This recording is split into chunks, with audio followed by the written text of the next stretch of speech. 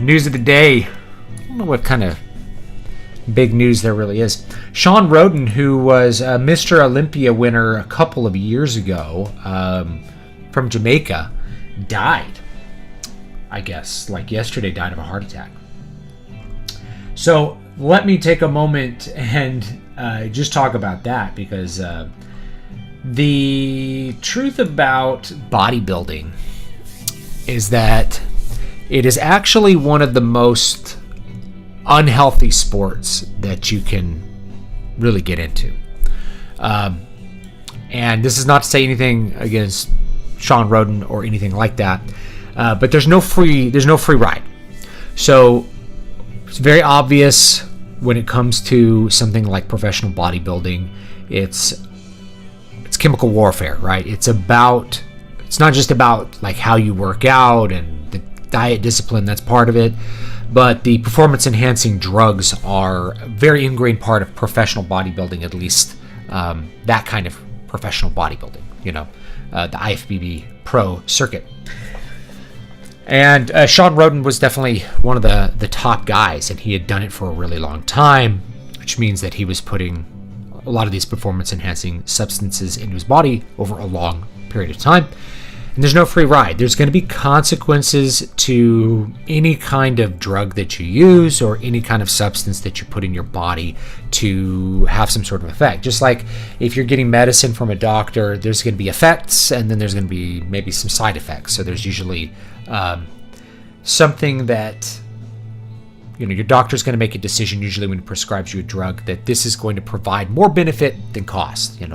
The risks associated with the drug are going to be less than the benefit that you're going to get from using the drug.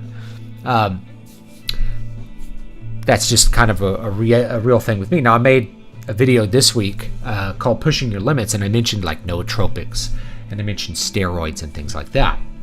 And I think someone in the comments was like, are you not against these? Well, I'm not for or against them. It's your body and it's your choice what you want to do with it.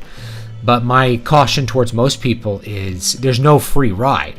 And so one of the reasons that you don't want to just hop on powerful stimulants or like take a bunch of Ritalin to try to focus on your work and get it done is that there are consequences to taking Ritalin, taking Adderall, or whatever substance you put in your body to do that. Or if you're somebody who wants to have a really great physique, there are consequences to putting performance enhancing drugs into your system.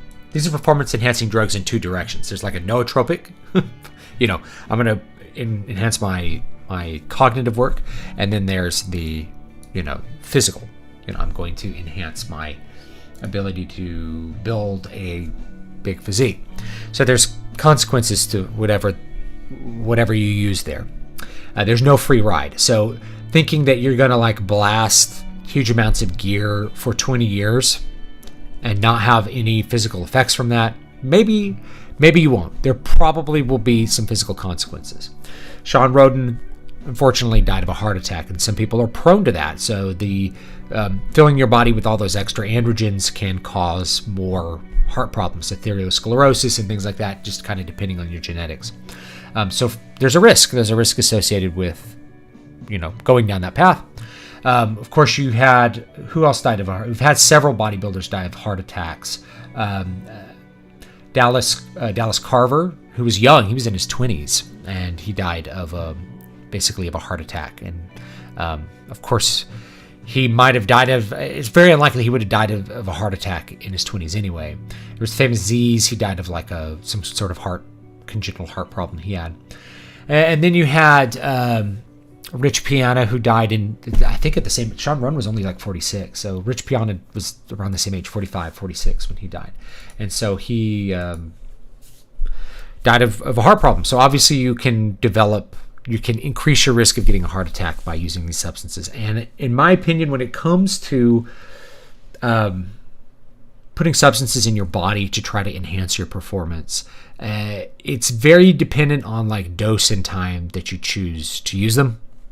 So in other words, like the guy who does like a steroid cycle in his 20s to get really ripped for like some beach season, or maybe does a cycle a year, to look good on the beach for like a month, he's probably not going to have the same risk profile as somebody who's a professional bodybuilder, and he was blasting different kinds of gear, different kinds of steroids, basically year round, and in different combinations in order to produce different effects. So there'll be a cycle you use on your off season to try to build mass, and then when you're prepping for a show, you do all these other things like use hardening drugs, use diuretics to kind of flush the water out of your system to get ready for a show. Now, all those things are going to have effects. So Nasser El Somebody, who never won Mr. Olympia, he probably should have won the last year that Dorian was competing. Nasser, I think, was better, but he was an Egyptian bodybuilder, and he died of kidney failure. So kidney failure, you could put stress on your kidneys with the use of diuretics and things like that. So your organs will get stressed from using those huge amounts of gear for long periods of time. That's just reality.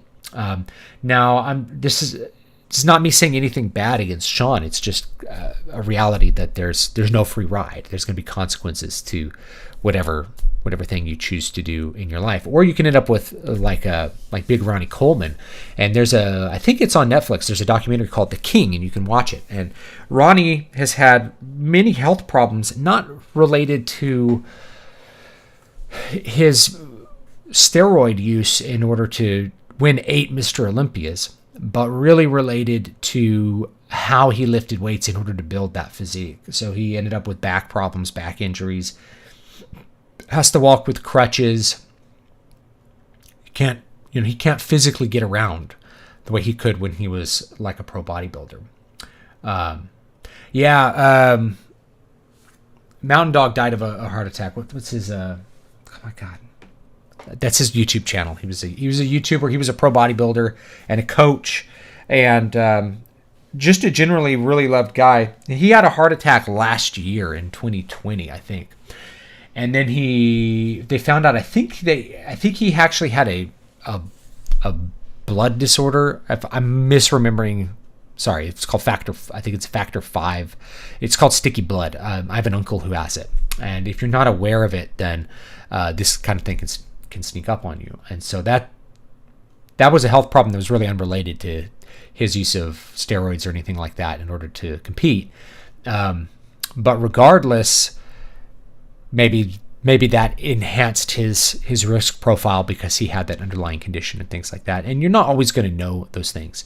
So in general, my point of this is that while, it's your body and it's your choice, and really I take a pretty expansive view of what enhancement means. People put drugs into their body all the time for different purposes, and to me, performance enhancing purposes are not necessarily bad compared to other purposes like, taking something to, I took an allergy pill because I was sneezing my butt off. Well, there's going to be consequences to that. It's like a diuretic. It'll dry me out, and you don't want to take them forever, things like that. So, there's lots of different approaches to that, but there's going to be no free ride. And so this is why I say to people who are like wanting to do nootropics or something like that, wanting to find some kind of stack of these little stimulants to try to enhance their cognitive output. Give yourself permission to progressively build your ability to focus and your ability to work before you start deciding to try to take a bunch of substances. And you also have to take a step back and think, well, if I'm so unable to focus on my work, is this what I really want to be doing with my free time? Is this something that if it's so unenjoyable that I just can't do it, why am I trying to take a substance to force myself to do it? That's really kind of a more deeper existential question. And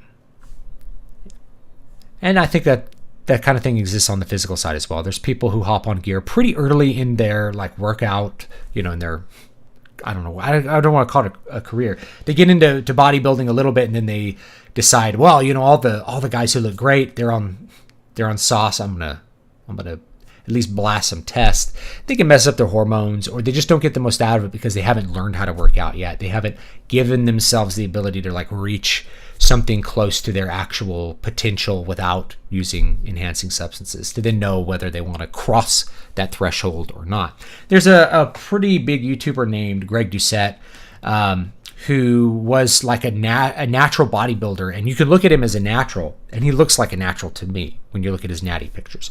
A good genetics, very good conditioning, but not big like a pro bodybuilder. And he decided to cross that threshold. He's like, I was tired. I wanted to go pro. I was tired of, I was Canadian national champion. It's a natural. No one knows who I am because natural bodybuilding, no one pays attention to it because there's no freaks.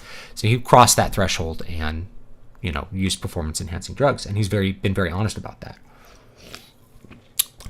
And I think there's ways that you can use them minimally, and you're still going to have risks, but they're going to be less, versus being someone like Shawn Rhoden, where you are by necessity using large amounts for years on end. He was 46, which means he was probably using for 20 years.